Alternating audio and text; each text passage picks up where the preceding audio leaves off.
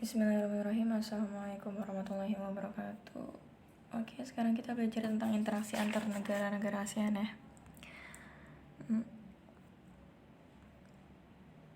Pertama, kita bahas tentang pengertian faktor pendorong dan penghambat dari kerjasama negara ASEAN. Nah, kerjasama itu apa sih?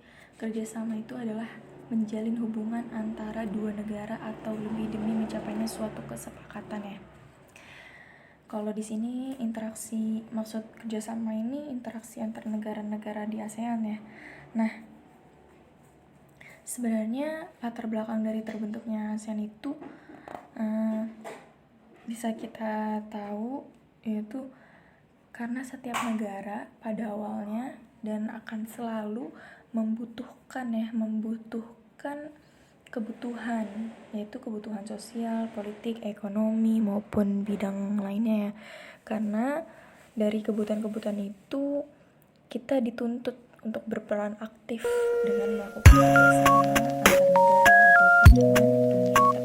Jadi saling membantu satu sama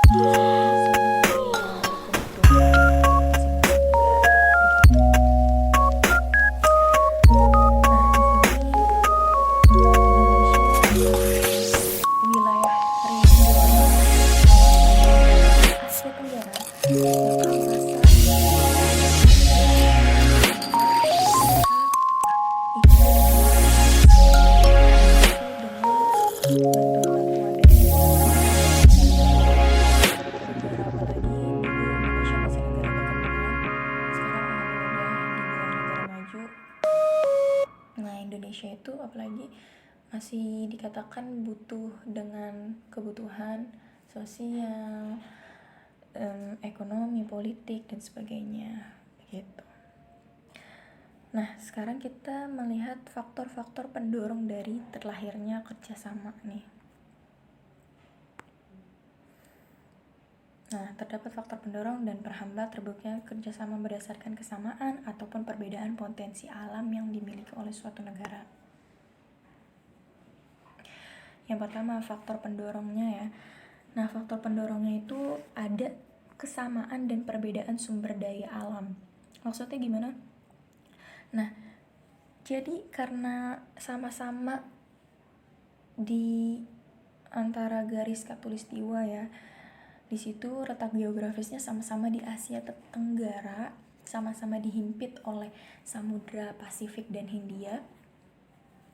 Nah, pasti mempunyai kesamaan sumber daya alam yang hampir-hampir sama gitu. Nah, dapat mendorong akhirnya kesamaan dan perbedaan sumber daya alam ini dapat mendorong terbentuknya kerjasama antar negara. Nah, sebagai contoh itu Indonesia dan negara-negara penghasil minyak bumi membentuk suatu kerjasama yang diberi nama dengan OPEC, yaitu Organization of Petroleum Exporting Countries, yaitu kerjasama beberapa negara penghasil minyak bumi. Nah, itulah. Selanjutnya juga contohnya di sini ya ada OPEC. Selanjutnya juga ada contoh dari Indonesia mengekspor impor hasil pertanian seperti beras ke Singapura, kemudian juga Myanmar dan Thailand. Kalau untuk beras lebih ke Myanmar ya, negara Myanmar. Selanjutnya ada kesamaan dan perbedaan wilayah letak geografis. Nah, kesamaan dari letak geografis ini merupakan yang tadi Ustazah bilang, terletak di kawasan Asia Tenggara, di benua Asia tetapi di bagian tenggara, seperti itu. Selanjutnya kita ngebahas tentang faktor penghambat ya. Faktor penghambat dari kerjasama di kawasan ASEAN. Apa aja sih? Yang pertama, perbedaan ideologi. Ideologi itu suatu pemahaman ya. Pengertian simpelnya aja dulu, yaitu pemahaman dari suatu negara atau landasan dari suatu negara. Nah, kan Indonesia ada yang ideologinya demokrasi, kemudian ada yang ideologinya di Asia Tenggara ada yang ideologinya kapitalisme, ada yang liberal, ada yang republik, ada yang sosialis, banyak sekali. Nah, dari ideologi-ideologi yang berbeda ini, pemahaman dan landasan dari negara yang berbeda tentunya merupakan penghambat ya, karena berbeda cara pikirnya, berbeda cara kerjanya begitu. Kemudian lanjut ke konflik dan peperangan. Nah, dari Asia Tenggara ini bisa kita lihat kadang suka ada konflik ya, nggak selalu adem ayem. Nah, inilah dari konflik-konflik ini tentunya menghambat sekali kerjasama ya. Kemudian ada kebijakan protektif. Apa sih kebijakan protektif itu? Nah, kebijakan protektif dari kata protek ya, yaitu untuk melindungi kepentingan dalam negeri dan meningkatkan daya saing. Jadi dia nggak bisa nerima sembarangan hasil impor pertanian. Kenapa? Karena negaranya sendiri punya hasil pertanian itu, jadi nggak bisa nerima hasil impor gitu. Karena kalau misalnya nerima bisa jadi daya saing tersendiri dong, nanti malah berasnya kalah dengan beras impor gitu misalnya. Kemudian ada perbedaan kepentingan tiap-tiap negara. Nah, tentunya kepentingan tiap-tiap negara tadi beda ya. Ada yang misalnya dia penting di bidang ekonomi aja, dia nggak butuh di bidang sosialnya karena merasa bidang sosial negara tersebut udah maju gitu. Padahal negara lain butuh bantuan di bidang sosial seperti itu. Itu beda-beda kebutuhannya. Nah, inilah sebagai faktor-faktor penghambat juga, seperti itu, beda-beda kebutuhan. Oke, selanjutnya kita akan membahas tentang bentuk-bentuk kerjasama sosial, politik, budaya, pendidikan, dan perkembangannya. Oke, sekarang kita membahas tentang bentuk kerjasama di bidang sosial dan budaya dulu ya. Nah, kerjasama di bidang sosial dan budaya ini dilaksanakan oleh COSD atau Komite on Social Development. Nah, beberapa bentuk kerjasama di bidang sosial negara-negara anggota ASEAN bisa kita lihat sebagai berikut ya. Yang pertama ada menekankan menekankan kesejahteraan golongan berpendapatan rendah, perluasan kesempatan kerja, serta pembayaran upah yang wajar. Jadi di sini ditekankan kesejahteraan bagi seluruh masyarakat atau penduduk di kawasan Asia Tenggara, negara-negara Asia Tenggara. Jadi perluasan kesempatan kerja dan pembayaran upah yang wajar. Kan banyak tuh diskriminasi dari upahnya nggak sesuai dengan kerjanya begitu. Kemudian membantu kaum wanita dan pemuda dalam usaha-usaha pembangunan. Jadi di sini kaum wanita dibantu ya, karena banyak yang ditindas, banyak banget ada human trafficking, penjualan perdagangan wanita, itu dunia internasional itu sangat berbahaya. Tapi di sini ASEAN sangat membantu kaum wanita dan pemuda dalam usaha-usaha pembangunan. Mungkin diberikan pelatihan-pelatihan agar bisa kerja dengan efektif, dengan produktif, seperti itu. Selanjutnya ada menanggulangi masalah-masalah perkembangan penduduk. Oke. Jadi sangat padat penduduk di Asia Tenggara, tahu sendiri Indonesia juga termasuk penduduk yang padat. Dan ini menjadi PR buat ASEAN sama-sama menanggulangi masalah penduduk, penyebaran penduduk agar merata seperti itu. Selanjutnya pengembangan sumber daya manusia. Ya, jadi pengembangan SDM ya. Dilakukannya latihan-latihan, pelatihan-pelatihan dan segala macam oleh ASEAN kepada masyarakatnya, kepada warga negara Asia Tenggara agar lebih maju. Kemudian ada peningkatan kesejahteraan. Peningkatan kesejahteraan seperti pembagian tenaga pendidik ke pelosok dan sebagainya, seperti itu. Kemudian ada program peningkatan kesehatan makanan dan obat-obatan. Jadi warga dikasih obat-obat secara cuma-cuma dan disebarluaskan secara merata di ASEAN ya. Jadi agar masyarakat ASEAN bisa lebih sehat lagi, terhindar dari segala macam penyakit dan mempunyai gizi yang bagus begitu.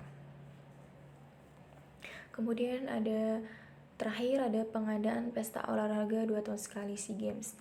Nah, pengadaan pesta olahraga ini tentunya mempererat hubungan antar negara juga, dan juga membuat suatu negara semakin maju, semakin ingin berkembang dalam bidang olahraganya gitu, atlet-atletnya seperti itu. Kemudian kita membahas tentang bidang kerjasama di bidang politik dan keamanan. Nah, kerjasama politik ini tuh di ASEAN itu ditujukan untuk menciptakan keamanan dan stabilitas, juga perdamaian antar negara di ASEAN. Jadi negara ASEAN stabil, damai, seperti itu. Nah, kerjasama ini contoh-contohnya ada satu, menyetujui adanya ZOPFAN ya, traktat. ZOPFAN itu adalah sebuah traktat. Nah, traktat itu apa sih? Traktat itu adalah perjanjian internasional. Nah, perjanjian internasional kerjasama politik ASEAN untuk menciptakan keamanan dan stabilitas kawasan Asia Tenggara. Jadi, ZOPFAN ini sebagai perjanjian supaya Asia Tenggara tuh negara yang aman, nggak seperti di Asia Timur yang banyak perang segala macam gitu ya. Kemudian ada Asia Tenggara kawasan bebas nuklir. Nah, jadi seperti ini ya.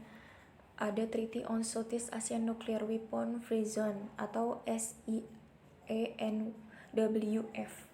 Nah, ini negara Asia Tenggara jadi diumumkan bebas nuklir, gak boleh ada yang melakukan penyerangan nuklir gitu, karena nanti bisa melanggar perjanjian seperti itu. Kemudian ada Treaty of Amity and Cooperation in Southeast Asia atau TAC, perjanjian persahabatan. Nah, jadi perjanjian persahabatan guna perekatkan persahabatan seperti itu antar Asia Tenggara. Kemudian ada Traktat Bantuan Hukum Timbal Balik di Bidang Pidana seperti ini. Selanjutnya ada Konvensi ASEAN tentang Pemberantasan Terorisme. Jadi di ASEAN dilarang untuk tindak teroris. Kemudian ada penyelesaian sengketa Laut Selatan.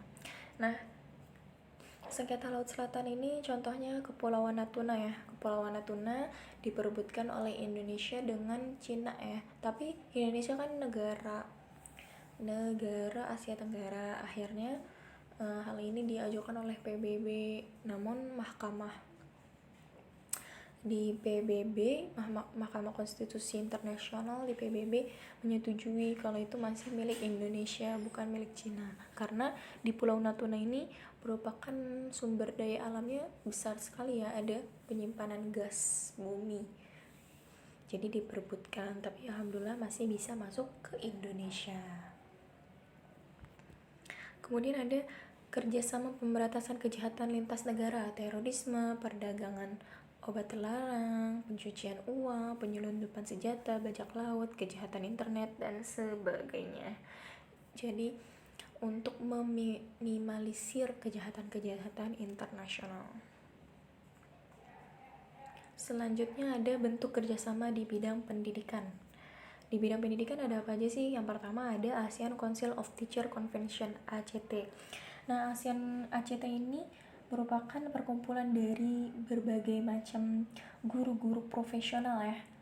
Nah, ini dihadiri oleh anggota negara-negara ASEAN. Selanjutnya ada penawaran beasiswa pendidikan. Nah, penawaran ini contohnya ada Singapura memberikan beasiswa kepada seluruh warga-warga ASEAN dengan memberikan pelatihan pengolahan jasa, kemudian pelatihan kesehatan, pelatihan keselamatan kerja, di bidang industri, komunikasi bahari, dan lain-lain. Nah, Kemudian Indonesia memberikan beasiswa pendidikan kedokteran, bahasa, dan seni kepada pelajar negara anggota ASEAN dan kawasan negara berkembang.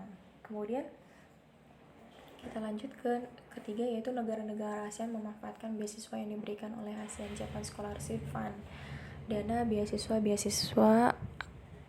ASEAN Jepang. Jadi Jepang memberikan beasiswa kepada warga ASEAN dan dimanfaatkan ya. Kemudian ada olimpiade di bidang pendidikan, sering diadakan pada taraf regional Asia Tenggara. Seperti kalau di Indonesia adanya Olimpiade Sains Nasional OSN. Seperti itu ya, dan nanti dari pemenang OSN maju ke tahap ASEAN Asia Tenggara gitu. Selanjutnya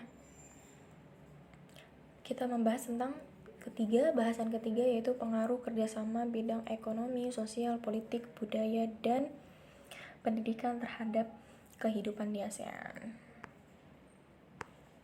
Satu, pengaruh perubahan ruang dan interaksi ruang terhadap keberlangsungan kehidupan ekonomi di ASEAN. Nah, tahun 2015 ini ASEAN sepakat ya. Ini kan ekonomi. Nah, ASEAN sepakat membentuk pasar tunggal. Apa sih pasar tunggal? Itu disebut juga Masyarakat Ekonomi ASEAN ya, atau MEA. Nah, gitu. Atau juga disebut bahasa Inggrisnya ASEAN Economic Community. Nah, secara bertahap, MEA ini membuka peluang suatu negara menjual barang dan jasa dengan mudah ke negara-negara anggota ASEAN. Jadi barang-barang dan jasa itu dijual di pasar tunggal ini, seperti halnya pasar biasa ya. Misalnya dokter kan jasa, jadi jasanya dijual gitu, bisa ke luar negeri. Jadi orang Indonesia kerjanya di luar negeri sebagai dokter, seperti itu. Kemudian ada bentuk barang, misalnya Indonesia penghasil cabai, jadi Indonesia menjual cabai di pasar tunggal dan dibeli oleh negara-negara lain seperti Singapura, Brunei misalnya, seperti itu ya. Dan kondisi ini tentunya menuntut semua penduduk di Asia Tenggara dapat bersaing ya, karena jualan ya pasti harus jualan yang berkualitas, dan ini menjadikan negara Asia Tenggara bersaing untuk menjadi tenaga kerja di negara-negara ASEAN. Dan ini menyebabkan pendidikan yang berkualitas menjadi modal persaingan sumber daya manusia tentunya ya. Nah, dari situlah pendidikan jadi lebih maju lagi, jadi lebih berkualitas lagi seperti itu ya, karena kita mempunyai daya saing yang ketat di negara-negara ASEAN. Selanjutnya, pengaruh perubahan ruang dan interaksi antar ruang terhadap keberlangsungan kehidupan sosial di negara-negara ASEAN. Contohnya di sini ada kehidupan sosial ya. Kemarin sempat ya kita dihebohkan di dunia Asia Tenggara ini, dihebohkan oleh kaum muslim yang dibantai di Myanmar ya. Sayang sekali, ini merupakan pelanggaran HAM sebenarnya. Tapi di sini ASEAN membantu mengimbau negara-negara anggotanya agar menerima untuk sementara para manusia perahu. Jadi orang-orang Myanmar ini akhirnya disebut manusia perahu karena mereka mencari pengungsian agar mereka tidak disiksa di negaranya sendiri karena ada konflik ya. Nah, migrasi ini berpengaruh terhadap dinamika jumlah kependudukan suatu negara, baik bagi yang mengungsi maupun negara tujuan pengungsian. Nah, ini menimbulkan interaksi sosial antar pengungsi dan penduduk seperti rasa simpati dan empati. Jadi dari imigran yang mengungsi ini menimbulkan rasa simpati dan empati antar penduduk. Kemudian pengaruh perubahan ruang dan interaksi ruang terhadap keberlangsungan kehidupan budaya. Nah, budaya ada jadinya seiring perkembangan zaman, ASEAN itu memiliki 3 pilar utama dalam kebudayaan ya. Nah, ini salah satunya mereka membuat festival budaya. Jadi ingin bekerja sama dalam budaya ASEAN. Jadi negara-negara bergabung untuk menunjukkan budaya-budayanya masing-masing. Kemudian ada perkemahan budaya serumpun. Jadi budaya yang beragam ditampilkan di acara-acara tersebut. Seperti itu. Kemudian ada pengaruh perubahan ruang dan interaksi antar ruang terhadap keberlangsungan kehidupan politik ya. Kepada politik di sini contohnya ada sengketa perbatasan wilayah. Nah, ini salah satunya yang tadi Ustaz sudah sebut ya, Pulau Natuna. Dan itu negara-negara yang bersengketa wilayah terkadang menimbulkan konflik tersendiri ya. Pernah dengar sengketa wilayah dengan negara Malaysia? Nah, kadang Indonesia suka konflik dengan Malaysia. Jadi negara-negara tersebut jadi sensitif gitu terkait banyak hal. Jadi merembet ke mana-mana gitu, kayak mengklaim batik lah atau apalah gitu, mengklaim reok Ponorogo atau apa. Nah, itu sebagai salah satu konflik ya, sensitivitas dari sengketa, awalnya sengketa lahan gitu, sengketa wilayah ya, bukan lahan. Nah, negara-negara yang bersengketa tersebut terus mengupayakan penyelesaian melalui cara diplomasi. Jadi perwakilan negara Indonesia, Menteri Luar Negeri Indonesia bertemu dengan Menteri Luar Negeri Malaysia untuk melakukan diplomasi, diskusi bagaimana ini supaya nggak terjadi konflik seperti itu. Nah, ini pengaruh, maaf ini bukan D ya, tapi E. Pengaruh, tetap D, mohon maaf, tetap D, pengaruh perubahan ruang dan interaksi antar ruang terhadap keberlangsungan kehidupan politik tetapi ini untuk pekerja imigran. Nah, pekerja imigran ini kebanyakan ditindas ya, kayak TKI atau TKW, banyak banget dulu sempat ada penindasan. Nah, dari pekerja imigran ini, maka ASEAN melihat harus ada penguatan kerangka kebijakan regional bagi pekerja imigran, seperti penguatan aliansi regional bagi pekerja rumah tangga, semacam perlindungan bagi pekerja rumah tangga, seperti itu. Selanjutnya, yang E, pengaruh perubahan ruang dan interaksi antar ruang terhadap keberlangsungan kehidupan pendidikan di negara-negara ASEAN. Ketimpangan mutu pendidikan antar negara ASEAN menjadi salah satu kendala besar ya. Nah, dari 10 negara ASEAN terdapat perguruan tinggi dengan mutu yang berbeda-beda. Indonesia berupaya memberikan kesempatan reformasi menyeluruh dalam sistem pendidikan. Contohnya, peningkatan mutu pendidik bagi pendidik baik bagi dosen atau guru melalui proses sertifikasi. Jadi guru ada proses sertifikasinya agar menjadi lebih baik lagi dalam mendidik anak-anaknya, muridnya gitu. Kemudian yang terakhir kita membahas tentang upaya-upaya meningkatkan kerjasama di antara negara-negara ASEAN ya. Yang pertama, negara ASEAN tetap melakukan kekompakan, konsisten, keterbukaan, dan saling menghormati dan kesetiakawanan sosial. Kemudian yang kedua, ASEAN tetap berkomitmen meningkatkan kualitas sumber daya manusia ya, agar SDM di Asia Tenggara itu maju berkualitas, seperti itu. Kemudian ada di bidang politik dan keamanan, ASEAN terus berupaya meningkatkan kualitas pelayanan publik melalui peningkatan kemampuan pemerintahan dan pelibatan masyarakat madani, civil society dalam pengambilan keputusan. Selanjutnya ada membuat deklarasi ASEAN Ministerial Meeting on Women di Vientiane, Laos 2012. Nah, ini merupakan salah satu upaya bagi ASEAN ya, membuat deklarasi, membuat perjanjian segala macam. Nah, isi deklarasinya sebagai berikut, bisa dibaca ya. Oke. Sekian materi dari Ustazah. Selanjutnya ini ada tugas ya. Tugas dikerjakan di buku tugas IPS masing-masing. Tulis nama, hari dan tanggal dan kelas di bagian atasnya dulu agar Ustazah bisa langsung mengkoreksi melalui gambar. Nah, ini ada 2 soal. Silahkan dikerjakan masing-masing ya. Ustazah beri waktu 30 menit. Langsung dikerjakan dan dikumpulkan melalui japri WhatsApp Ustazah. Oke, wassalamualaikum warahmatullahi wabarakatuh.